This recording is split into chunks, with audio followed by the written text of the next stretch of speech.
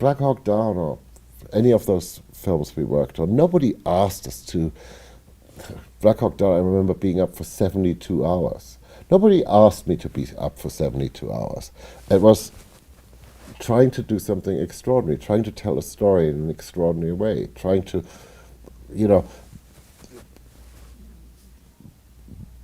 be a band of brothers, not let anybody else down that was on your team. Be superhuman. It's not superhuman, it's human. The unfortunate thing is that you have to put the word super in front of it, when it's the ambition, it's what we should all strive for. That commitment to the gesture, to the love, to the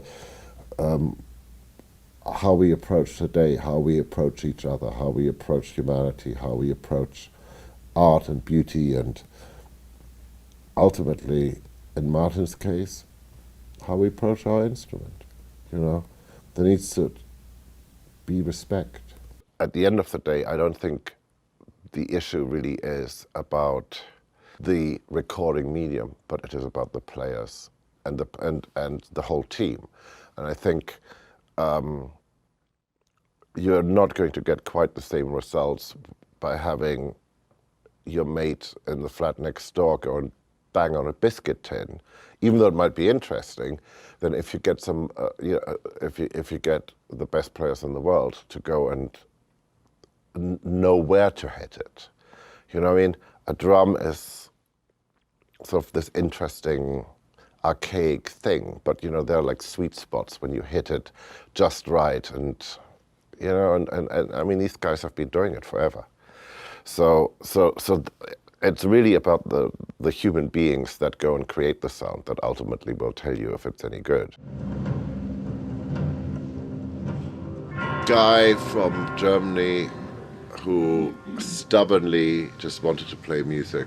Hans Zimmer is a crazy genius. He's just one of the nicest people I've ever met, and a great film composer. Never thought about a career, never written a note of music for money.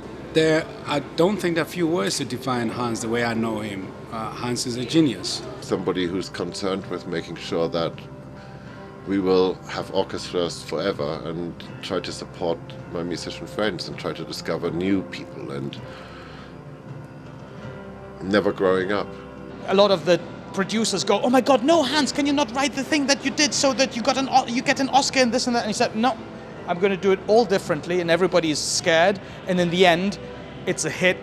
And in the end, everybody copies Hans's music. He's this guy that I met 37 years ago.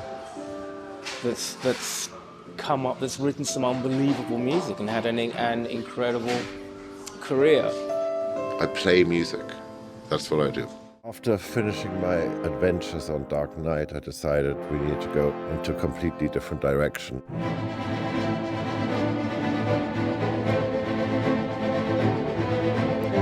While I think of the notes for the tune, I try to think of what's the sonic world we're going to pour this tune into, and that's what we're doing. Basses, can you make your accents a bit more fierce? We're experimenting. Mighty big. Sound awesome. Awesome. That's what you're supposed to do. You're not supposed to stand still. You don't really want to be observed at your greatest failures, and you have to invite failure if you want to go and experiment, and if you want to try to do something original. You have to have a certain amount of privacy to have the courage to fail. Lion King was, of course, it was huge, especially because I did it for all the wrong reasons. I mean, I did it for my daughter because I wanted to show off as dad, and I was doing all these grown-up movies where people were getting killed, and I couldn't take her to a premiere. I wanted to do something to take my kid to a premiere. And it was, and it was surprisingly emotional doing that movie. It deals with a father's death, so it's got a lot more depth than the surface let me believe, and it shocked me, my own response. Once I started writing on it, because I was thinking, this is going to be easy, that it, and it wasn't like it was hard, but the emotional involvement suddenly became, profound as opposed to hard, And really it was Lion King that got Terry Malick interested in me, for instance. Terry loved Lion King and wanted me to do Thin Red Line. So, all these things are, working with Ridley Scott. I mean, we've done some really good movies together, and they're stylistically so different. I mean, Black Rain is so different from Thelma and Louise, it's so different from Gladiator, it's so different from Hannibal, it's so different from Black Hawk Down, it's so different from Matchstick Men. I'm sure I'm leaving some out. So, working with people who are like me, that, they get a little bored doing the same thing, and, off they go to try to do something completely different. I mean, that's a big part of it. I was terrible at school. I never managed to go to university. But I started working for another film composer. And what happened, literally on day one, I am in the room. My job is to make coffee. But I'm in a room with Nick Rogue, who I adore as a director, and Stanley Myers, who I adored as a composer. And they're talking about the scene, and there's a real life problem. How are we going to score the scene? As opposed to what I experienced at school, which is somebody tells you some historical incident that then got solved. So the most important part of the mentorship was not only was I in the room with a problem that had not been solved, and I was witnessing how this problem in front of my eyes got solved by Stanley going, oh, what about those notes? And Nick going, that's exactly it. But just being in a room with people who were the best at what they did.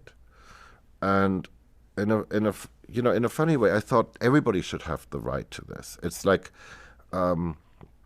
so I try to make this place very, this is a big room. I mean, when it's not full of Dark Knight synth, there's actually a lot of room in here.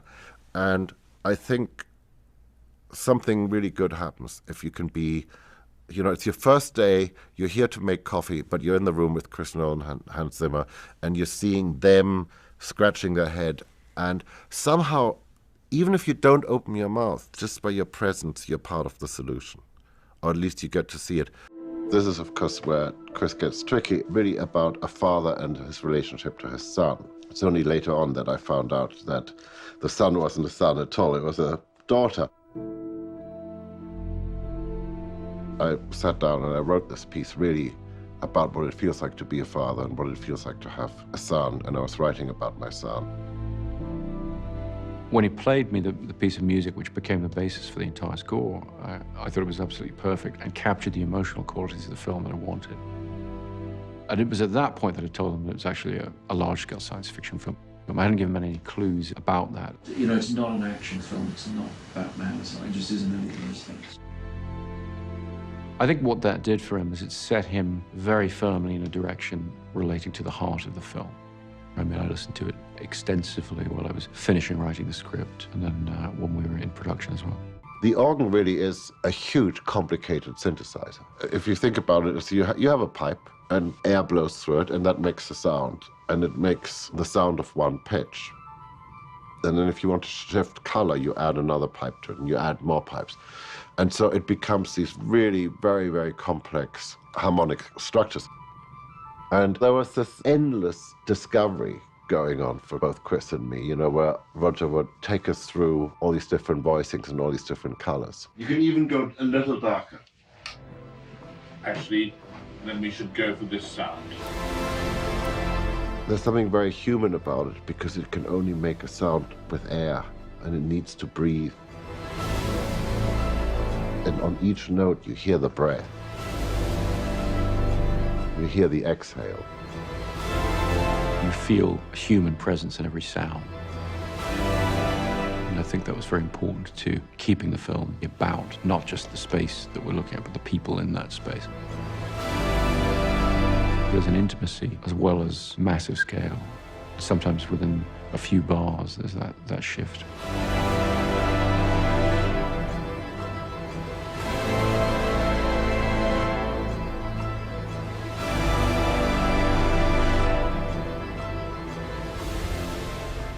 the stops. I now know what that expression means for real.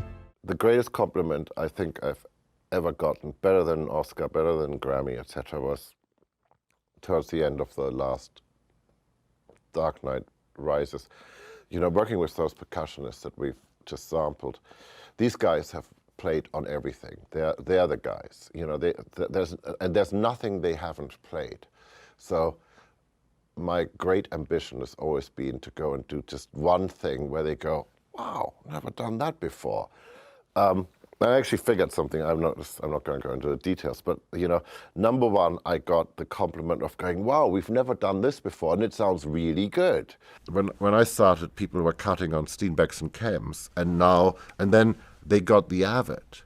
And the interesting thing about us sound guys is, because sound is slightly more easy to handle in large quantities of data than images, we've always been ahead of the image guys, I mean of the film guys. So we've made all those mistakes with digital, and we didn't know, you know, the old digital recordings sound bad, and it wasn't just the technology, we didn't know how to use it, you know, and part of that is just you have to put your hours in. You know, I'm a real believer in that thing, you know, it's 10,000 hours to get good at something.